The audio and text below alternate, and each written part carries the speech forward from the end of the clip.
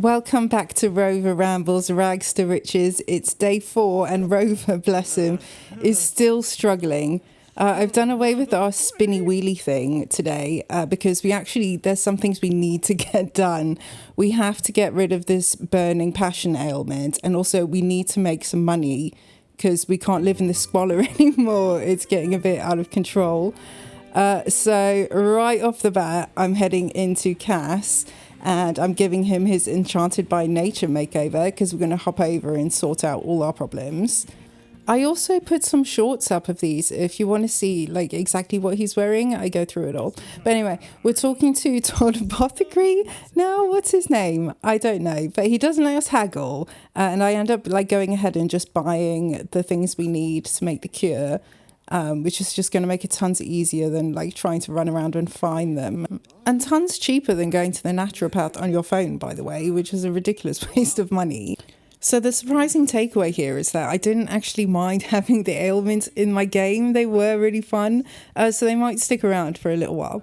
But anyway, I do actually have a plan for this episode. So if you have a high enough apothecary skill, you can make these things, but you can also buy them from Todd. And he has these 2 elixirs. One of them makes it so that like you find better or more stuff when you're foraging. And the other one increases your luck.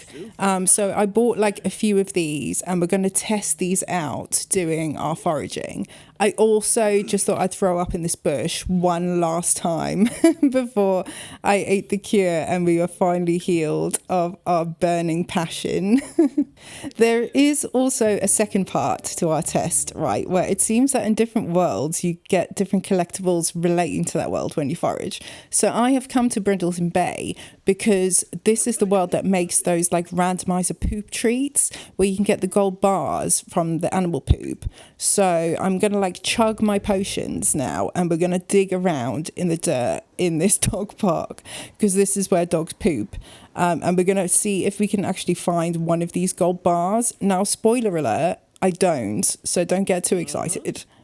But I do feel like it should be possible. So if anyone else wants to do this for like days on end and tell me whether or not you can get this 6,006 simoleon gold poop from this park, then please let me know. My foraging skill is also really low, so I think that also affects the collectibles that I can get. And I can't forage for collectibles themselves, like specifically that interaction. But I do, however, go fully into being addicted to foraging. Let me know if this happens to you too, where you like stop caring about their needs completely and you'll forage till like 1 a.m. with absolutely no care for anything that's going on other than getting like the coolest flowers that you can get in the game or the weirdest stuff. I'm so involved that I don't even notice our beloved Rosie running by in the background. Rover is just a complete mess.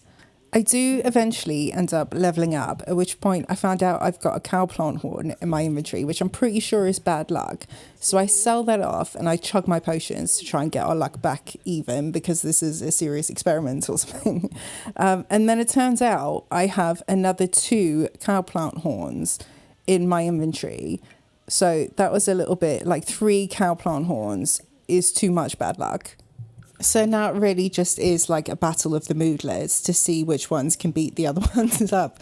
And let me tell you, I think bad luck wins in this case. I'm still going and I'm still like desperately digging, even though all my needs are rubbish and I haven't looked at like how I'm doing for ages.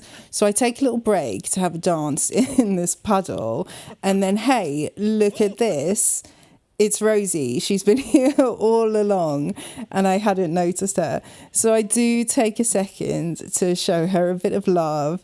And I'm like, oh, maybe we could take Rosie home. Oh, I don't know. You know, we've got a lot of responsibilities and stuff like that. And then she just goes off on her way anyway. So I was like, that's totally fine. I decide to take a little shower and then this happens. So Chicky in the background just walks over and stays for the whole performance. She stares me out like really close. It's like performance art and she's just appreciating it and being like, yes, that's okay. It did give me a little bit of flashback trauma to episode 1 where we peed in front of Molly Prescott. We've really got to work on our social boundaries, particularly when it comes to the teenagers.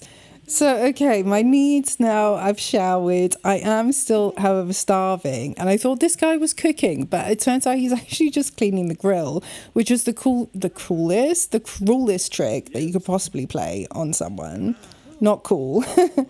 And yeah, and then our amazing little girl, Rosie, just rocks up again. She's like this free spirit and she's demanding some attention of me, or perhaps checking that I'm okay because she can sense that I might have a bit of an addiction problem.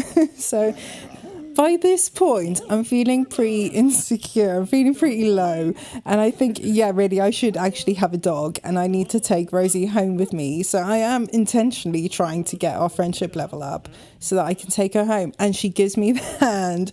She's like, I'm off now. Okay, I'll see you later. And you can't hear it. But while I'm playing this, I was like, no! I was genuinely like at a low point and Rosie betrayed me.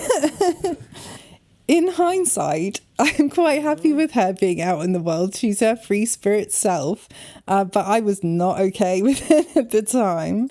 I check my inventory to see all our winnings for the day. I do have a death flower, so there is one major win, but not being happy with that alone, I have to have a few more spins. So I keep on going, and the Tinkers were trying to have like a lovely romantic evening, and I've scared them off. Even the stray dogs are done for the day. They're all heading off, and I'm still there digging in the ground, looking for one last win. And then I hit my lowest moment. Watch this sequence of events unfold. So I stumbled. I then slip over in this steeper puddle, and I'm like, oh my gosh, what state have we gotten ourselves into? And then finally, the cherry on top, voila. Our poor Rover has hit his lowest moments. I really do. I need to take more care of my Sims. I do actually need to check their needs. Also, what is that guy doing in the background, sneaking into the toilets of Brindleton Park late at night? You got our eyes on you, dude. Anyway, but yeah, I'm off home. I'm going to sort out my life. I'm going to have a bit of a snack and do all these bits and pieces. I did get like some good stuff, but I do feel like as your skill level goes up, you do find cooler collectibles and then you're going to make a bit of money. So we'll consider this a little bit of a start. And then I've got like a little bit from what we've got, but I do have these feathers, which we found because we went specifically to that world. And then I plant my death flower and the other little bits and pieces that I got. I do get simoleons because of the luck while I'm planting them, so that's pretty good. I also got a gnome, which I put down, and you'll see in a minute when I view it, I become strangely confident. But anyway, that's pretty much it for today. Thank you if you made it this far. You can like, I don't know, I feel really weird saying that. Hopefully we'll have another video up shortly for you. But yeah, in the meantime, thank you. Bye-bye. Bye. Bye.